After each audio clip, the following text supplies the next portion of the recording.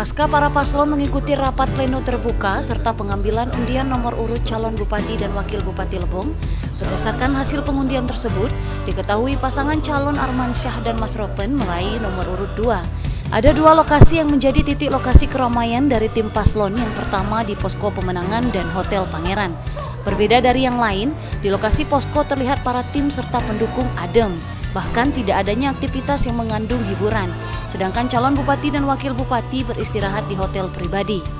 Halo pemirsa Lebong TV, sekarang saya di Agustin sedang berada di kediaman Bapak calon bupati dan wakil bupati Bapak Armansyah Mursalim dari Kabupaten Lebong yang baru saja telah mengambil nomor urut di KPU Kabupaten Lebong.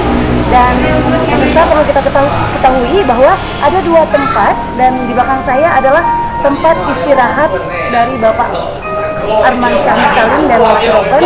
Ada satu lagi tempat posko pemenangan dari tim Armansyah Mursalim dan Mas Ropen yang cukup ramai didatangi oleh para tim.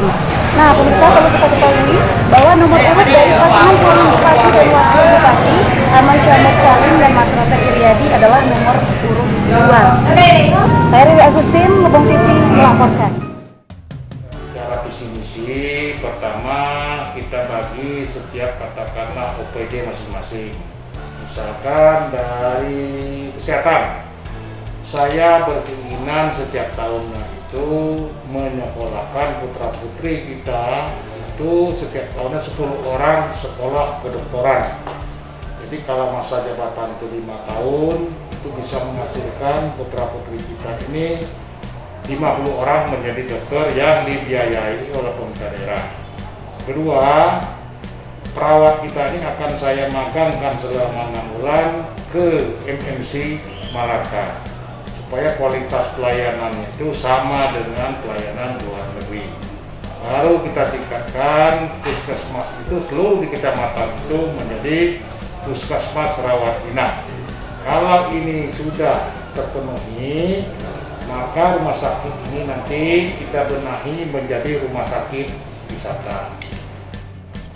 Ya, kalau untuk di Kabupaten Lebong itu terutama yang harus kita upayakan dulu ini mulai dari SDM sumber dayanya itu yang seperti yang dikatakan Pak Bupati tadi, seperti kedokteran ini mulai dari kita upayakan melahirkan dokter tiap tahun 10 orang.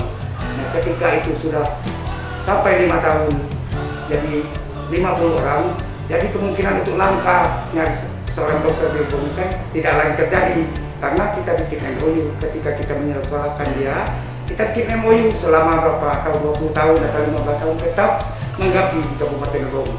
Begitu juga dengan SDM yang lain seperti pendidikan, kita upayakan untuk menyekolahkan putra-putri terbaik kita ke tempat-tempat yang dibiayai oleh pemerintah. Dari Dusun Muara Aman, Lebong TV melaporkan.